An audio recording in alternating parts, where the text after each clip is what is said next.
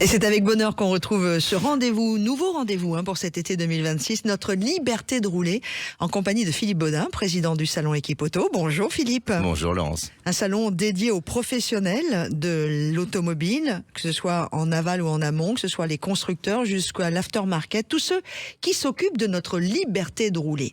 Alors Philippe, dans le monde de l'automobile, tout le monde connaît le constructeur, je viens d'en parler. Ouais. Parfois le concessionnaire, de temps en temps le garagiste, mais il y a toute une chaîne de professionnels, logisticiens, préparateurs de commandes, experts en pièces détachées, techniciens spécialisés, qui font que notre voiture repart après une panne. Ces gens-là, on n'en parle pas assez, je crois. Je suis complètement d'accord et probablement, et vraiment pas assez. Pour autant, ce sont eux qui permettent à des millions d'automobilistes de reprendre la route chaque jour. Quand vous récupérez votre voiture réparée, vous voyez finalement en face de vous un réparateur. Mais derrière lui, il y a tout un écosystème, un équipementier qui a conçu une pièce, un distributeur qui l'a rendue disponible, un logisticien qui l'a livré parfois en quelques heures au réparateur, des spécialistes du diagnostic, des gens qui font de la formation pour que tout ce monde évolue face aux nouveaux enjeux. Sans eux, finalement, la réparation ne serait pas tout simplement pas possible.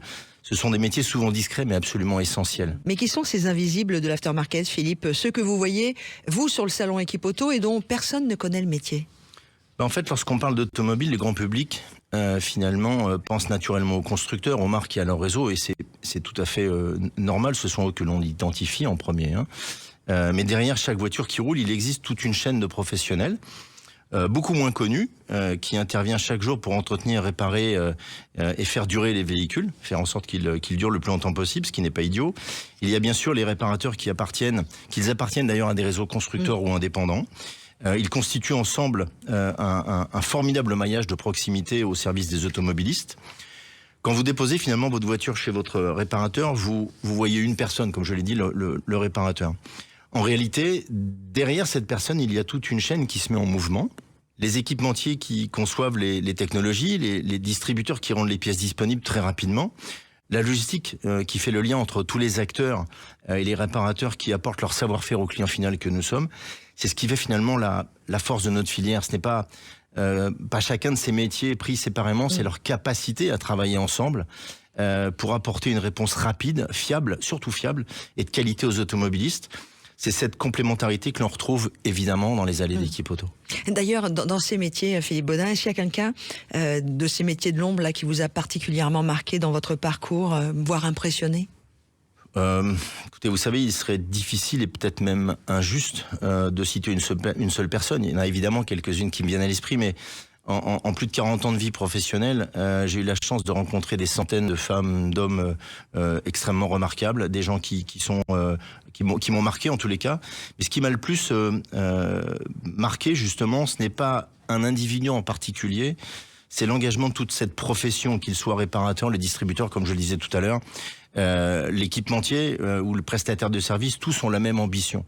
Faire progresser notre filière, et c'est ça le plus important.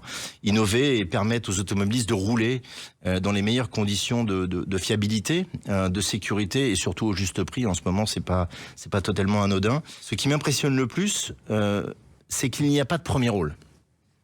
Chacun est indispensable à la réussite de l'ensemble. Une chaîne n'est solide, finalement, que si chacun de ses maillons est solide, et notre filière fonctionne exactement de cette manière-là. Mais est-ce qu'il y a un enjeu d'attractivité, de recrutement dans ces filières moins visibles? Là, c'est une très bonne question, une question extrêmement sensible. Oui, c'est un enjeu majeur. Je dirais même que le véritable défi est celui des compétences et de leur transmission. C'est ça peut-être le plus important. L'automobile, elle évolue finalement à une vitesse incroyable. On ne réparera pas les voitures de demain avec les compétences d'hier, ça c'est évident. Ça signifie qu'il faudra apprendre tout au long de sa vie professionnelle, mais ça je pense que tout le monde en est conscient aujourd'hui. Mais il y a un deuxième défi qui est peut-être tout aussi important, c'est de transmettre les savoirs. Derrière chaque bon professionnel, il y a forcément des années d'expérience, des gestes, une expertise, une relation avec le client qui ne s'apprennent pas uniquement dans les livres. Tout cela doit être transmis aux nouvelles générations, c'est aussi un enjeu pour nous. C'est notre responsabilité collective, elle est donc double. Rendre l'accès à la formation plus simple, plus réactif et plus accessible, tout en assurant cette transmission des savoirs entre les générations. Finalement, l'avenir de notre filière ne dépendra pas seulement des technologies que nous inventerons, il dépendra aussi de notre capacité, finalement, à transmettre les savoirs qui ont fait sa réputation. Si on devait dire une chose au grand public sur ces métiers, une chose qu'il faudrait qu'ils sachent, ce serait quoi? La question, là, c'est une vraie question philosophique. J'aimerais simplement leur dire qu'ils ne reprennent pas le volant après une réparation, qu'ils ne voient surtout pas qu'une voiture qui fonctionne. Pourtant, derrière cette réparation, il y a des dizaines de pros qui ont œuvré, qui ont chacun apporté leur savoir-faire. La prévente automobile est une immense chaîne de compétences où chaque maillon finalement est indispensable, comme je l'ai dit précédemment, mais la liberté de rouler ne doit rien au hasard. Elle est le fruit du travail quotidien de millions de professionnels que l'on ne voit pas toujours, mais auxquels nous faisons confiance finalement sans même y penser, parce qu'on les voit pas d'ailleurs. Et nous d'ailleurs, Sud Radio, vous le savez, Sud Radio aime l'auto, Sud Radio aime Équipe Auto, et on continuera de mettre ces métiers en avant, y compris dans cette chronique Ma Liberté de rouler, tout autant que dans l'émission On parle auto, le samedi de 10h à midi, que j'ai le plaisir de co-animer avec l'ami Jean-Luc. Merci Philippe. Merci Laurence.